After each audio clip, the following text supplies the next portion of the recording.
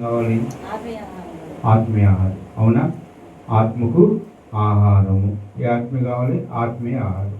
మరి ఆత్మీయ ఆహారం వారం అంతా కూడా మనం మరి ఏ ఆహారం తీసుకుంటున్నాం? శరీరం కావాల్సిన ఆహారం తీసుకుంటున్నాం.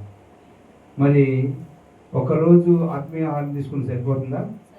సరిపోతుంది. రోజు ఏం తీసుకోవాలి? ఆత్మీయ ఆహారం తీసుకోవాలి. ఆత్మీయ ఆహారం తీసుకోగలిగితే దేవుడు గొప్ప స్థితిలో మనం ఉంచబోతున్నాడు. దేవుడికి మహిమ కలుగును గాక. హల్లెలూయా.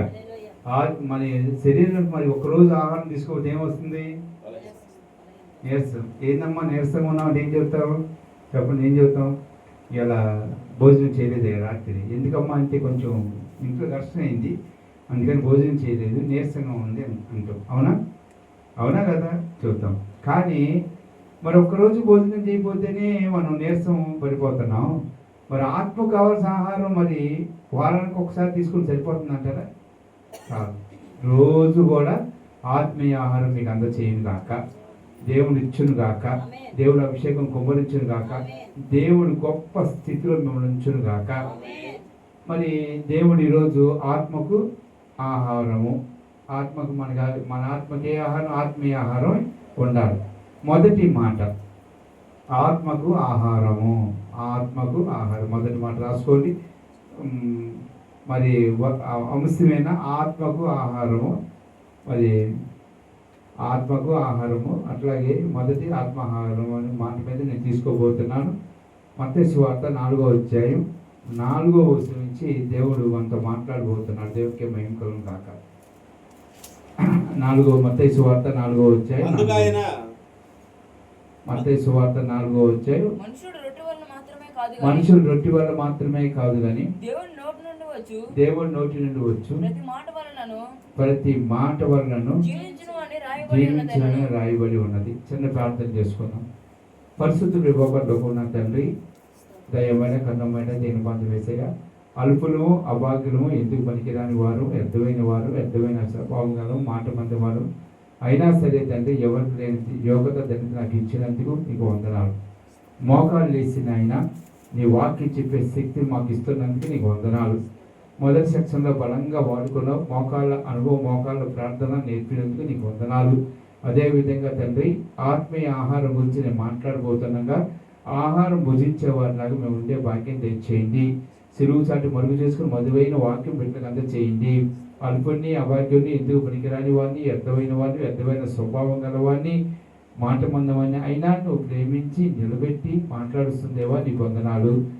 నాయన ఏ మాట మాట్లాడబోతున్నావు ఆ మాట నీ మహిమగర్తంగా నీ మాట్లాడే శక్తిని, బలాన్ని ప్రోత్సహించమని యేసుక్రీస్తు నామములో అడుగుతున్నాను తండ్రి. ఆమేన్. హల్లెలూయా. దేవుడు ఒక మాట మాట్లాడుతున్నాడండి. మనం సాక్ష్యాలు చెప్తూ ఉంటాం. చెప్తామా? సాక్ష్యాలు ఏం సాక్ష్యాలు చెప్తామంటే మన జీవితంలో జరిగిన సాక్ష్యాలు. అవునా? మనం మేలు చేశారనుకోండి, చాలా మంచిగా సాక్ష్యాలు చెప్తాం.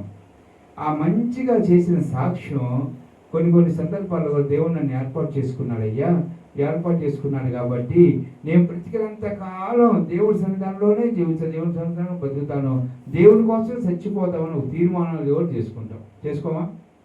మాట్లాడతలేవు. చేసుకోమా? ఖచ్చితంగా చేసుకుంటాం. కానీ ఆ తీర్మానం నెరవేర్చే వాళ్ళు ఎంతమంది ఉన్నారు? దేవుడు మాట్లాడతాడు. ఈ ఉదయకాల సమయంలో ఆ తీర్మానం నెరవేర్చేవాళ్ళు ఎంతమంది ఉన్నారు? తీర్మానం, నేను దేవుడి కోసం చచ్చిపోతా, దేవుడి కోసమే బ్రతుకుతాను, దేవుడి పని చేస్తాను, దేవుడే నాకు లేకపోతే లేదని తీర్మానం చేసుకుని ఎంతమంది. కానీ సహోదరులారా, నేను చెప్తున్నాను, ఆ తీర్మానం మనం చేసాము అంటే, మనం తీర్మానం చేసామంటే తీర్మానం నెరవేర్చుకునే వారిలాగా ఉండాలి. వాక్యంకి వెళ్ళే ముందు 2 మాటలు చెప్పి వాక్యంలోకి వెళ్ళాలని ఆశపడుతున్నాను. యేసు ప్రభువు వారు తండ్రి దగ్గర తీర్మానం చేసుకుని వచ్చాడు. ఏ తీర్మానం చేసుకున్నాడు? నేను నా బిడ్డల కోసం బలి పశువుగా అర్పించుకోబోతున్నాను. అనేక పశువులు అర్పిస్తున్నారు, దహన బలిగా అర్పిస్తున్నారు. ఒక కోడినో మేకనో ఏదో తీసుకొచ్చి అర్పిస్తున్నారు. పాపం తొలగిపోతుంది అనుకున్నారు. పాపం పరిహార బలిగా నేనే వెళ్తాను. యేసుప్రభు వారు, యెహోవా దేవుడు యేసుప్రభుగా తగ్గించుకుని భూలోకానికి వచ్చుకుని ఒక తీర్మానం చేసుకుని ఆయన కలవరి సిలువలో నీ కోసం నా కోసం మరణించాడు. దేవుడికి భయం కలుగు కాక. సిలువ కూడా మోసాడు.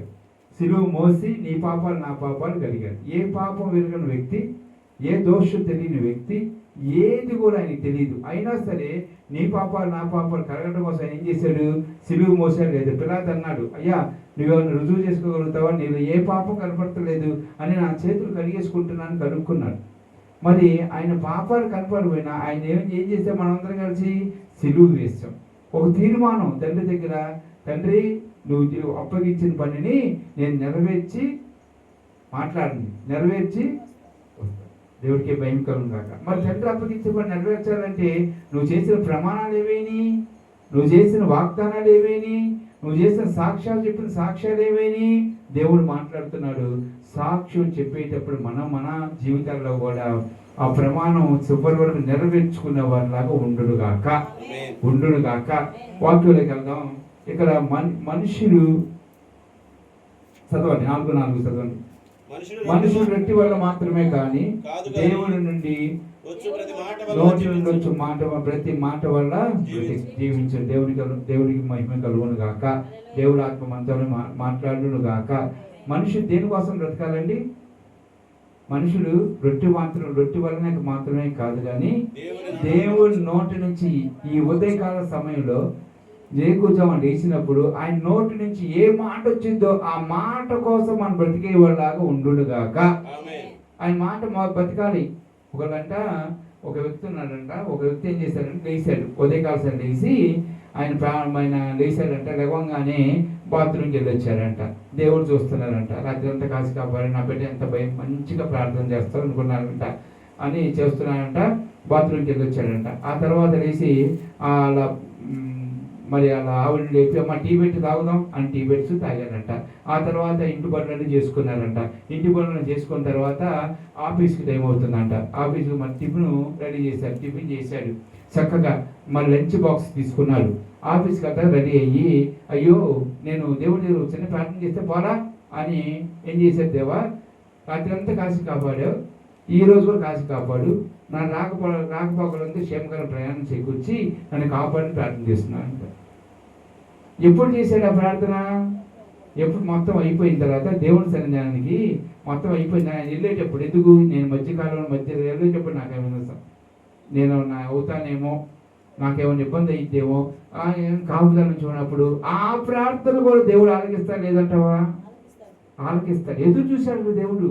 ఇంకా ప్రార్థన చేస్తాడు, ఇంకా ఎక్కడ ప్రార్థన లేదు. చివరికి వెళ్ళేటప్పుడు అంత చిన్న ప్రార్థన చేసిన ఆ ప్రార్థన ఆలకించి ఆయన రాకపోకలందు దేవుడు కాపుదల నుంచి క్షేమంగా ఇల్లు చేర్చాడు. దేవుడికి భయంకరం కాక. మరి నీ ప్రార్థన నా ప్రార్థన ఏమై ఉండాలి? మన బతికే దేనికోసం బ్రతకాలి? ఆ రొట్టె కోసం బ్రతకాలి? కాదు. శరీరం కావాల్సిన ఆహారం మనకు అవసరమే. శరీరం కావాల్సిన ఆహారం మనకు అవసరం లేదు. దేని ఆహారం కావాలి? ఆత్మ ఆహారం. ఆ రోజు సమస్య వచ్చినప్పుడు ఆయన యాకోబు బావి దగ్గర, అమ్మ ఇంత దూరం నేను ఇచ్చే దాహం తీసుకుంటావా? నేను ఇచ్చే దాహం తీసుకుని ఇవ్వండి అయ్యా, ఇంత దూరం నీ కుండ తీసుకుని రాలేకపోతున్నప్పుడు నీకు 5 పెనుమిట్లు ఉన్నారు, ఉన్నవాళ్ళు నీ పెనుమిటి కావాల పాపమాన్ని కొన్ని వదిలివేసినప్పుడు ఆ వెంటనే ఆమె వదిలేసి ఊళ్ళోకి వెళ్ళి దేవుడిని మహింపరిచింది. అప్పుడు శిష్యులు వచ్చారు, అయ్యా భోజనం రమ్మన్నప్పుడు, అయ్యా నేను ఆహారం తినేసానంటే వాళ్ళు అనుకున్నారు మంచి భోజనం ఎక్కడ తిన్నారులే అనుకున్నారు, కానీ తెలియని ఆహారం తిన్నారని చెప్పన్నాడు. తెలియని ఆహారం అని తెలుసా? దేవుడిచ్చే ఆహారం, ఆత్మీయ ఆహారం అని తీసుకున్నప్పుడు దేవుని మహింపడతాం. దేవుడికి మహింపడం కాక. హల్లెలూయా. ఇక యోహాను సువార్త 6:51 పరలోకం నుండి దిగి వచ్చిన జీవాహారం నేనే. యోహాను సువార్త 6:51 చదువుతాం. పరలోకం నుండి దిగి వచ్చిన జీవాహారం నేనే. పరలోకం నుండి దిగి వచ్చిన జీవాహారం నేనే. ఎవడైనను ఈ ఆహారం భుజించితేనే వారు ఎల్లప్పుడూ జీవించును. మరియు నేనిచ్చు ఆహారము లోకమునకు జీవం కొరకునైన నా శరీరమే అని మీతో నిశ్చయముగా చెప్పుచున్నాను. దేవుడికి మహిమ కలుగును గాక. పరలోకమును దిగి వచ్చిన జీవాహారము నేనే. ఒకసారి ఆలోచించండి, ఎక్కడ దిగి వచ్చాడంటే ఆయన పరలోకానికి దిగి వచ్చిన జీవాహారం నేనే. కాబట్టి ఎవరైనాను ఈ ఆహారం భుజించినప్పుడల్లా జీవించును. ఆయన జీవాహారం భుజిస్తే మనం జీవిస్తామా మరణిస్తామా? జీవిస్తాం కనుక జీవించును. మరియు నేను వచ్చి ఆహారము లోకమునకు జీవం జీవం కొరకమైన నా శరీరం అని మీతో నిశ్చయముగా చెప్పబడుతుంది. ఆయన శరీరం ఎక్కడ మనకి ఏం ఇచ్చాడు? ఆహారంగా ఇచ్చాడా?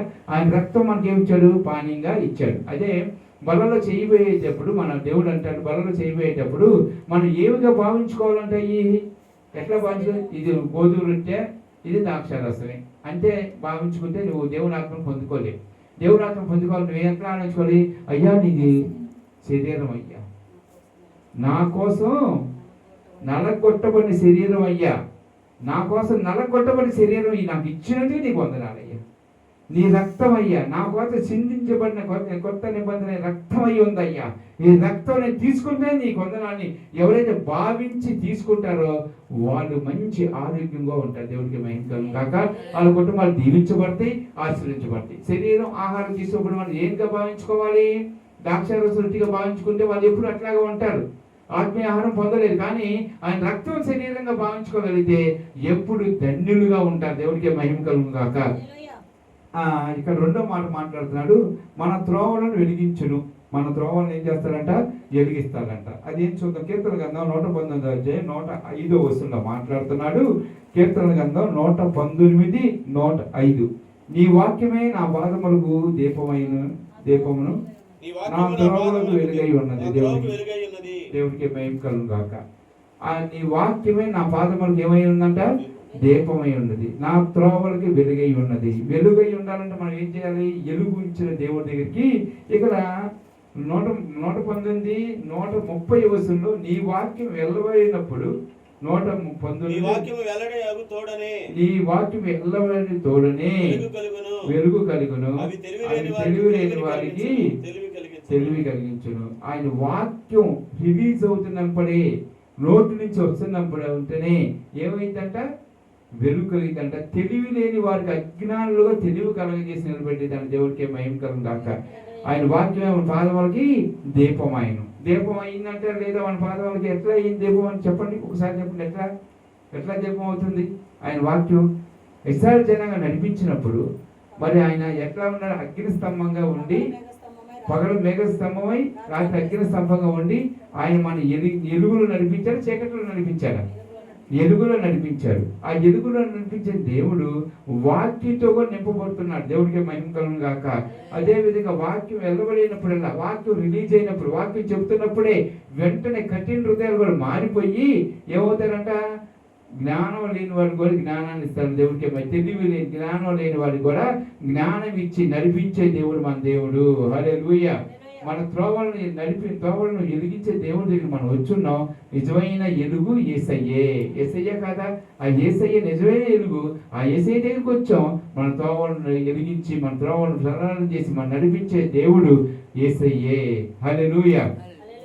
ఇక్కడ యేసుక్రీస్తు లోకములకు వెలుగై ఉన్నాడు. ఏమై ఉన్నాడు? యేసుక్రీస్తు ప్రభు లోకానికి ఎలుగై ఉన్నాడు. చీకటై ఉన్నాడు. ఎలుగై ఉన్నాడు. యోహాను సువార్త 18వ అధ్యాయం 12వ వచనంలో మాట్లాడుతున్నాడు. యోహాను సువార్త 18వ అధ్యాయం 12వ వచనంలో మాట్లాడుతున్నాడు. మరలా యేసు, నేను లోకమునకు వెలుగును, నన్ను వెంబడించి వాడు చీకట్లో నుండగా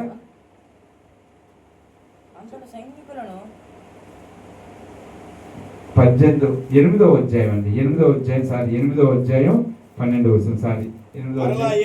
మరలా యేసు, నేను లోకమునకు వెలుగును, నన్ను వెంబడించువాడు చీకట్లో నడవగా జీవపు వెలుగును కలిగి ఉండునని వారితో చెప్పాను. దేవుడికి మహిమ కలుగును గాక.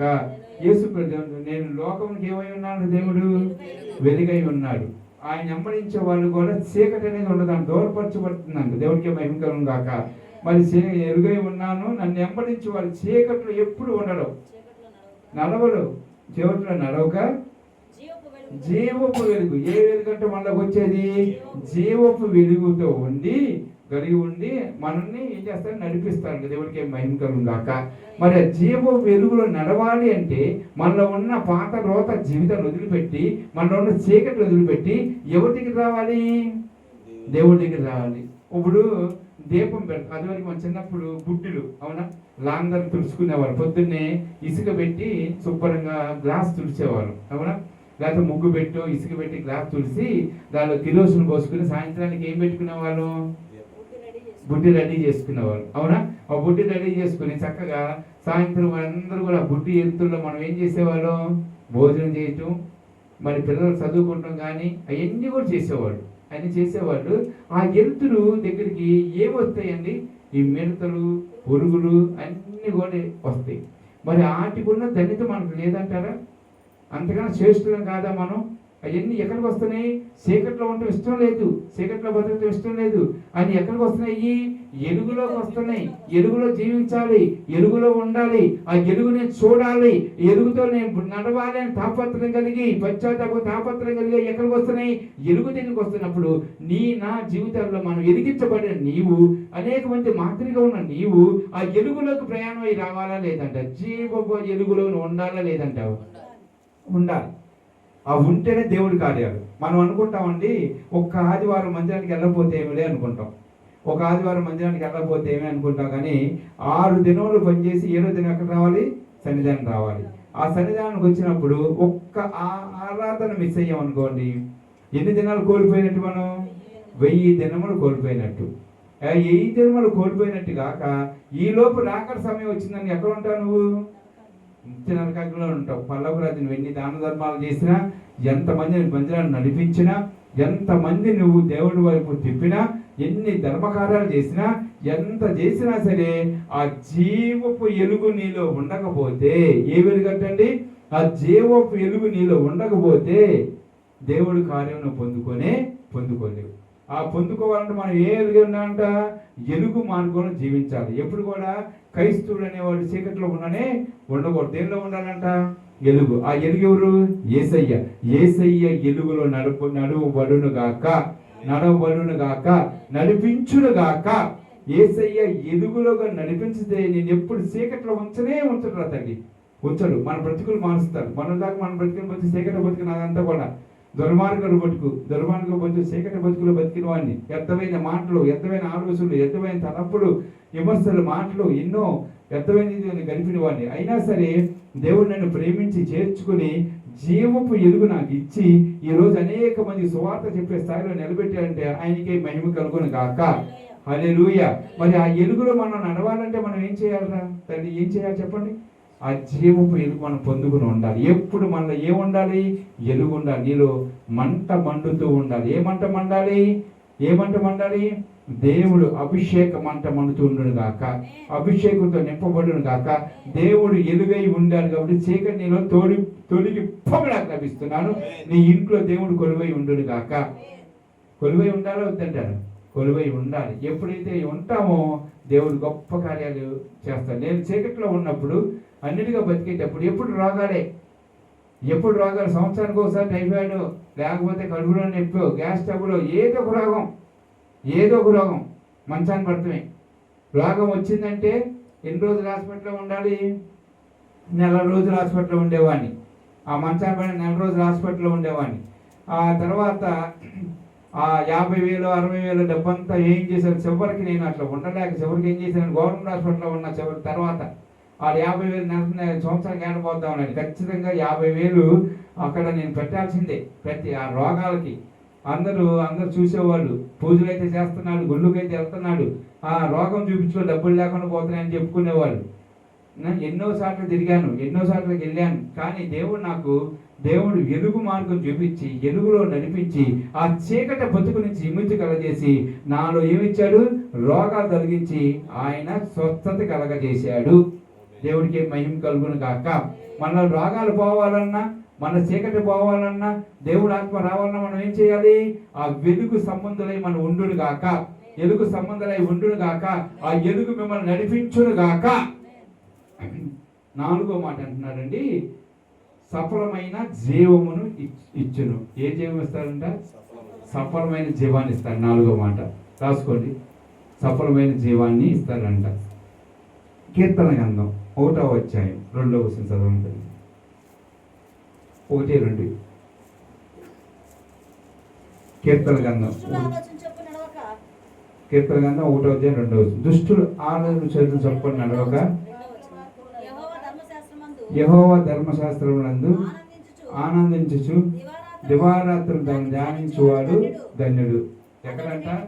అటు నీటి కాలువల వద్ద నాటబడినది ఆకు వాడక తన కాలమందు ఫలమిచ్చి చెట్టు వలె ఉండడు. దేవుడికి అతను చెయ్యనిదంతయు సఫలమవును గాక. నీ చేతి పని దేవుడు దీవించును గాక, ఆశీర్వదించును గాక. సఫలమైన దేవుడు నిన్ను ఆశీర్వాదాలతో నింపబడును గాక.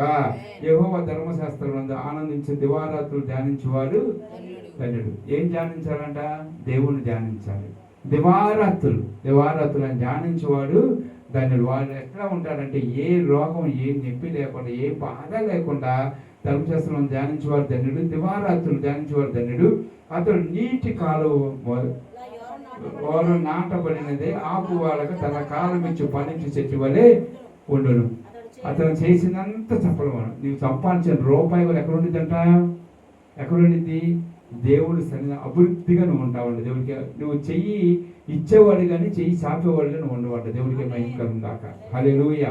ఎక్కడ నాటబడింది? ఇప్పుడు కాలువ పక్కన చెట్టు పెడతారండి. చెట్టు ఉంటుంది.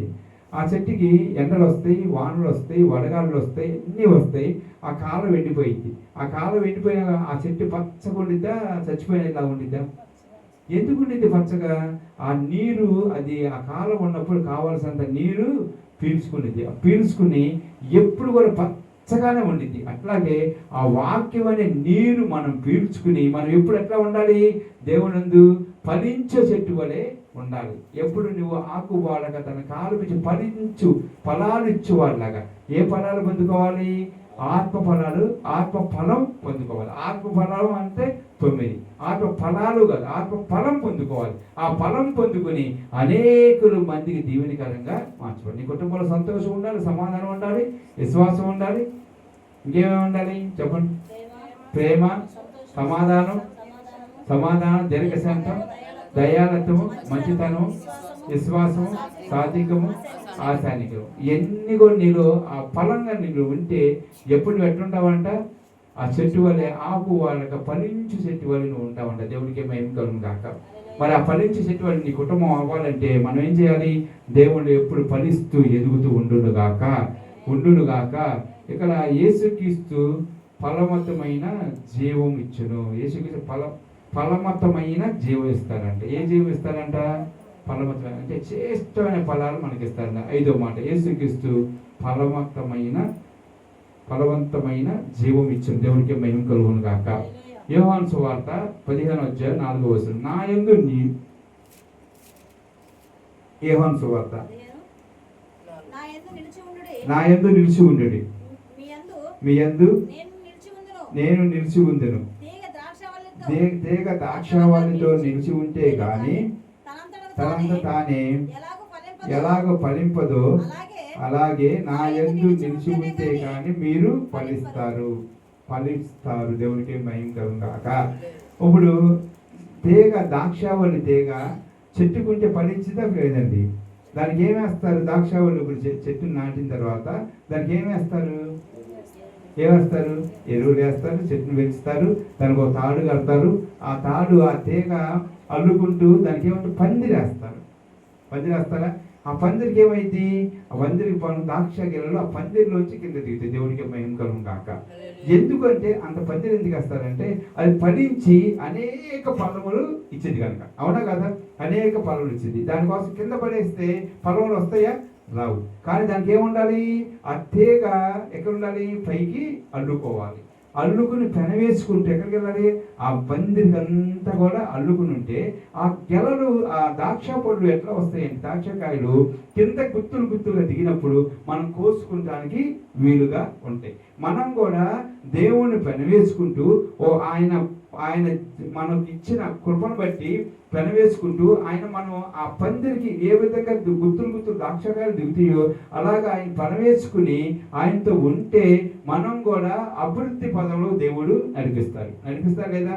అభివృద్ధి పదంలో ఎట్లా నడిపిస్తారంటే నువ్వు ఎవరికి చేసావు, ఎక్కడ అడిగే పరిస్థితిలో ఉండవు, ఎవరిని నువ్వు 1 రూపాయి కూడా అడగవు. ఎందుకంటే నువ్వు ఫలించే దానిలో ఉన్నావు. దేవుడికి ఫలవంతమైన ఫలాల్లో మీరు ఉన్నారు. అలాంటి ఫలాల్లో మీరు ఉన్నప్పుడు ఆ ఫలించే కృపను మీకు దయచేయండి గాక.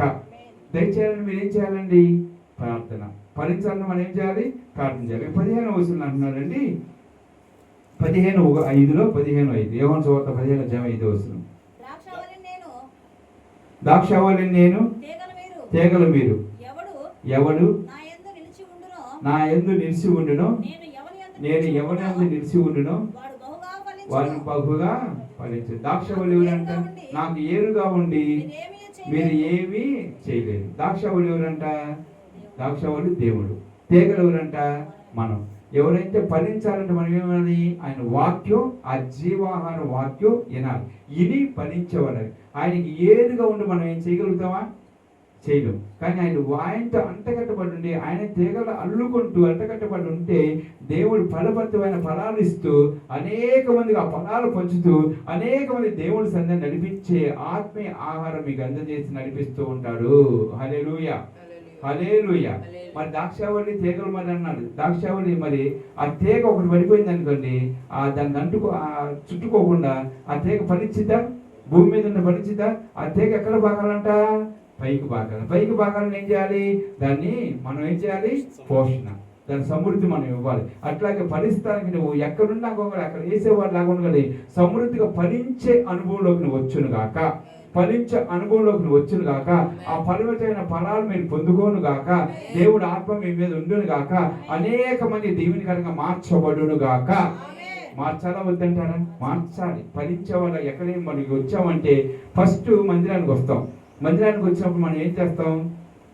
కూర్చుంటాం, అందరు పాటలు పాడుతూ ఉంటే అయ్యో మనం పాడితే బాగుండని అనుకుంటాం. అవునా? పాటలు పాడితే బాగుండు అనుకుంటాం. కానీ 2వ వారంలో ఏదో ఒకటి వచ్చి రాని పాట నేర్చుకుని వస్తాం. ఖచ్చితంగా వచ్చి ఆ పాట నేర్చుకుని పాడతాం. పాడిన తర్వాత ఈ పాట కాదు ప్రార్థన చేయాలి, మనం అలాగే పాడిన అది నేర్చుకుంటాం. ఆసక్తి, ఏదో ఒకటి కొత్తగా మనం ఉండాలి, ప్రార్థన చేయాలి అని ప్రార్థన చేద్దాం. 3వది ఒకటి ఏమైంది? ఫలించాలి. ఎలా ఫలించాలి? వాక్యం అందజేయాలి. నేను అందజేస్తే వాక్యం అందజేసే వాళ్ళలాగా ఉండాలి. తర్వాత బైబిల్ చదివే జ్ఞానాన్ని దేవుడు ఇచ్చాడు. అట్లాగే నువ్వు అనేక మందికి దినదినం అభివృద్ధి చెందవా? చెందుతావు. ఫలించే అనుభవంలోకి నువ్వు రావాలి. ఆ ఫలపరితమైన ఫలాలు నువ్వు పొందుకోవాలి. ఆ పర్వతమైన ఫలాలు పొందుకుంటేనే అభివృద్ధి పదంగా దేవుడు నేను నడిపిస్తాడు. దేవుడికి మహిమ గాక. అభివృద్ధిగా నడిపించాలంటే దేవుడు ఆత్మ అభిషేకం మీరు కుమ్మరించాలంటే దేవుడు అనుగ్రహం నీ మీద ఉండాలంటే నీకు ఏముండాలి? నీ జీవితంలో ఫలించే అనుభవం రావాలి. దేవుడికి అంటకట్టుబడి ఉండాలి. దేవుడు సమాధానం కలిగి ఉండాలి. దేవుడు జీవాహారం పొందుకునే వాళ్ళలాగా ఉండాలి. దివారాత్రులు దేవుడి గురించి ప్రార్థన చేసేవాళ్ళలాగా, నీటి కాలు వారు నాటబడి చెట్టు వల్ల మన జీవితం ఉండుగా. అలా ఉండాలని మనం ఏం చేయాలి? ఫలించాలంటే దేవుళ్ళో ఎదగాలి. హల్లెలూయా, హల్లెలూయా. ఇక్కడ లేఖనం ప్రకారం యేసుక్రీస్తుని గూర్చి తెలియజేయబడుతుంది ఏంటంటే, లేఖనం ప్రకారం 6 లేఖనం ప్రకారం యేసుక్రీస్తుని గూర్చి తెలియజేయబడుతుంది ఏంటంటే, చదువుదాం. యోహాను సువార్త 5వ అధ్యాయం 39 వచనం అంటున్నాడు. 5:39 యోహాను సువార్త 5వ అధ్యాయం 39 వచనం.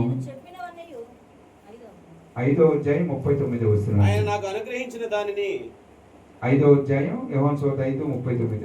ఆయన నాకు అనుగ్రహించిన దానిని లేఖనం ప్రకారము లేఖనము యందు మీకు నిత్య జీవము కలదని తలంచుచు వాటి పరిశోధించుచున్నాము. అయ్యే నన్ను గూర్చి సాక్ష్యం ఇస్తున్నది. లేఖనం ప్రకారము ఏం కలదంట? మనకి నిత్య జీవము కలదని మనం ఏం చేస్తున్నాం?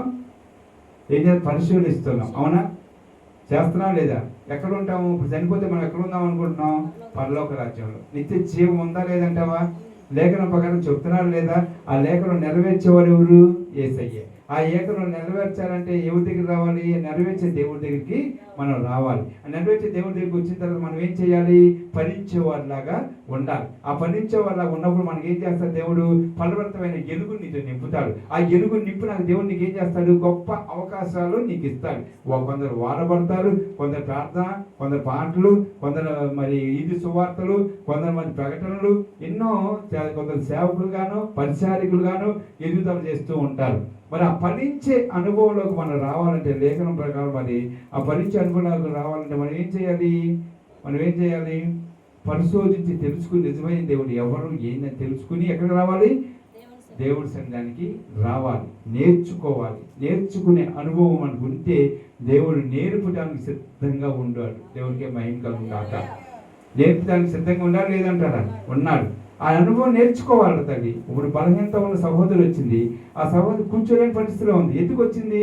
అయ్యో ఆదివారం నిన్న కూడా నేను ఉపవాస కూడికి వెళ్ళలేకపోయాను, ఈరోజు నేను వెళ్ళాలి, ఏ వాక్యం చెప్తారో నా గురించే చెప్తానేమో, నన్నే బలపరుస్తానేమో, నేనే బలపడతానేమో, ఇంటి దగ్గర ఏముండిద్ది కూర్చుంటేనే, మరి ఆలోచనతో వచ్చింది. మరి ఆ ఆలోచన కలిగి మనం ఆత్మీయ ఆహారం పొందుకోవాలని తపన ఆరాటం కలిగి మందిరానికి వచ్చేవారిలాగా ఉండుగాక. అలా రాగలిగితేనే దేవుడి కార్యాలు మీ కుటుంబంలో పొందేది. అలా రాగలుగుతుంటే నీలో ఉన్న బలహీనతలు పోయేది. అలా రాగలుగుంటూనే ఉంటే సాతాను మిమ్మల్ని దూరపరిచి ఎక్కడి నుంచి దేవుడి నుంచి దూరపడుతుందంటే నువ్వు రాలేని పరిస్థితిలో ఉన్నావు కాబట్టి సాతాను దూరపరుస్తుంది. వచ్చే పరిస్థితుల్లో నువ్వు ఉంటే సాతాను నేను చూసి పారిపోయిందంటే వెళ్ళిపోయింది ఉండదు. ఎట్లా ఉండాలి మనం? లేఖనం ప్రకారం అయింది, మీకు నిత్య జీవము కలదని తలంచుచు వాటిని పరిశోధించుచు ఉన్నారు అని నన్ను గూర్చి సాక్ష్యం, అవే నన్ను గురించి దేవుని గురించి సాక్ష్యం ఇచ్చేవారిలాగా మీరందరూ ఉండునుగాక. 24 అంటున్నాడండి. 24 లోకాసు వార్త 24 అధ్యాయం 27 వచనం. మరి ప్రవర్తన ఎంతమంది ప్రకటించున్నారు. దేవుడికి మహిమ కలుగును గాక. ఇక్కడ 24 అధ్యాయం 27 వచనం లోకాసు వార్త. మోషేయు సమస్త ప్రవక్తలను మొదలుకొని లేఖనములన్నిటిలో తన గూర్చిన వస్తున్న భాగమును వారికి తెలియను. దేవుడికి మహిమ కలుగును గాక. ఇక్కడ 25లో మాట చెప్తాను, చదవండి. 25 చదవండి. అందుకు ఆయన అవివేకులారా ప్రవక్తలు చెప్పిన మాటలన్నీ నమ్మని మందమతులారా, క్రీస్తు ఎలాగూ శ్రమపడి తన మహిమలో ప్రవేశించుట అగత్యము కాదా అని వారితో చెప్పి 26 చదవాలని అని వారితో చెప్పి దేవుడికి మరి వాక్యం విని వాక్యం నడుచుకోకుండా ఎంతమంది ప్రవర్తనలు వచ్చి ప్రకటిస్తున్నా కూడా మనం ఏం చేస్తున్నాం? ప్రవర్తనలు మన లేఖన మందులను తను గూర్చిన వచనాలను భావములను వాళ్ళు తెలియపరుస్తున్నా కూడా తెలుసుకోలేని వారిలాగా మనం ఉంటున్నాం లేదంటారా? తెలుసుకోలేని వారిలాగా మనం తెలియపరిచినప్పుడు తెలుసుకోవాలి. ఎంతమంది ప్రవర్తన వస్తున్నారు, ప్రవర్తన చెబుతున్నారు, వాక్యం చెబుతున్నారు. నిత్య జీవంకి వెళ్ళాలంటే నువ్వు మార్చుకోవాలమ్మా, నువ్వు కడగబడాలమ్మా, నువ్వు బాప్టిజం తీసుకోవాలమ్మా, రక్షణ మార్మోసం రావాలమ్మా, నువ్వు పరలోక రాజ్యానికి వెళ్ళాలంటే చనిపోయి బ్రతకాలి, నిత్య జీవం పొందుకోవాలంటే ఆయన రక్తం జీవాహారం పొందుకోవాలంటే రక్తం శరీరం తీసుకోవాలంటే నువ్వేం చేయాలి?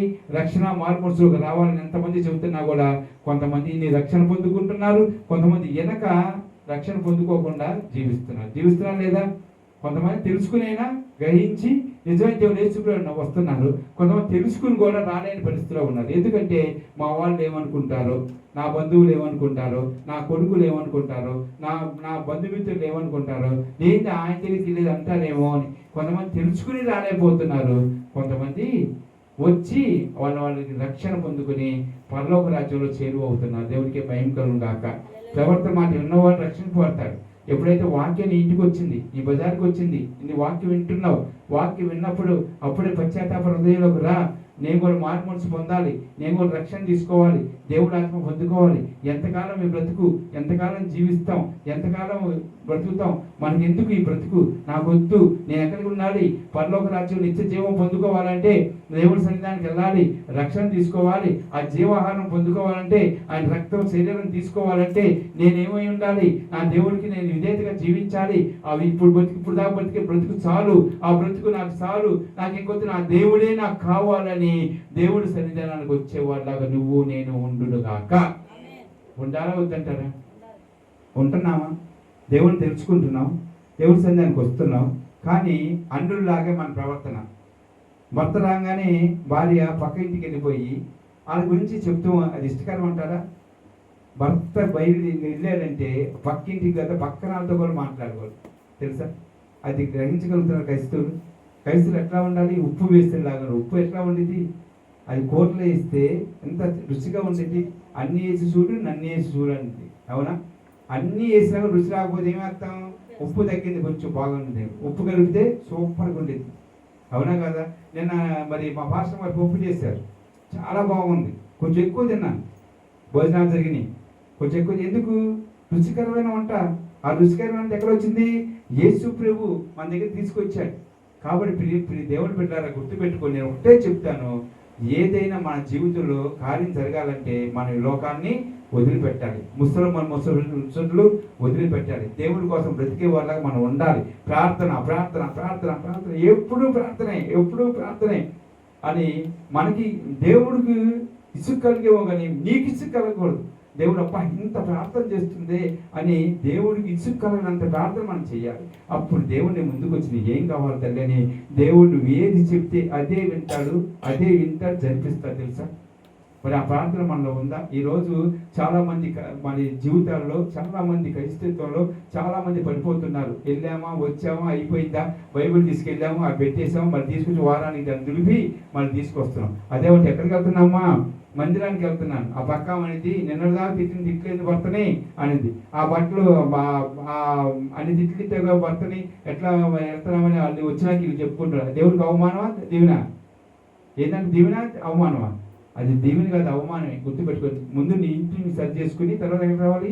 ఈదులోకి రావాలి. నీ ఇంటిని సరి చేసుకోవాలి, ఇంట్లో ఉన్న ప్రవర్తన సరి చేసుకోవాలి, ఇంట్లో ఉన్న బిడ్డలను సరి చేసుకోవాలి. బయటికి మాట వినిపించకూడదు. బయట వాళ్ళు మనం చూసిన ఇక్కడ అసలు ఉంటున్నారా ఇల్లు? మమ్మల్ని అడిగారు, మమ్మల్ని మరి పక్క స్థలం కొన్నాళ్ళు వచ్చి అడిగారు, అసలు మీరు ఇక్కడ ఉంటున్నారా, మీరు? ఎప్పుడు మేము వచ్చినా కూడా తలుపులు వేసే ఉంటాయి, మరి గేట్ చేసే ఉండిద్ది, మీరు ఎప్పుడు ఉంటున్నారు? బయట కూడా కూర్చొని అడిగారు. లేదు మేము ఎప్పుడు దేవుళ్ళ ప్రార్థనలో ఉంటామన్నా. దేవుడికి మహిమ కలుగును కాక. మన అట్లా సాక్ష్యం ఇచ్చుకున్న వాళ్ళలాగా ఉండాలి తల్లి. కాబట్టి ఇప్పుడు దేవుని బిడ్డలారా గుర్తుపెట్టుకోండి, మనం సాక్షిగా నిలబడితే ఆ జీవాహారం పొందుకున్నప్పుడు నిత్య జీవం ఇచ్చే దేవుడి సన్నిధానంలో నిత్య కృపను కూడా మనకి ఇస్తారు. దేవుడికి మహిమ కలుగును కాక. అగస్టిన్ తల్లి మరి అగస్టిన్ కుమారుడి కోసం 30 సంవత్సరాలు కన్నీటి ప్రార్థన చేసింది. ఒక 10 నిమిషాలు ప్రార్థన తీసుకొచ్చేసింది. నీకు 30 సంవత్సరాలు నా బిడ్డను మార్చయ్యా 30 సంవత్సరాలు ప్రార్థన చేసింది. ఆ బిడ్డను తాగుబోతు ఎబిసారిగా ఉన్నాడయ్యా, మార్చయ్యని ప్రార్థన చేస్తే 30 సంవత్సరాల తర్వాత దేవుడు ఏం చేశాడు? ఆయన్ని ఆశ్చర్యకరంగా మార్చి ఆ తర్వాత సువార్తలో వాడుకున్నాడు. దేవుడికి మహిమ కలుగును కాక. నా జీవితం, నా ప్రార్థన ఎలా ఉండాలి? అలాంటి ప్రార్థన ఉండాలి. అందరూ మోకాల మీద వచ్చి కళ్ళు మూసుకొని ప్రార్థన చేద్దాం. దేవా, ఈరోజు నాతోనే మాట్లాడేవయ్యా.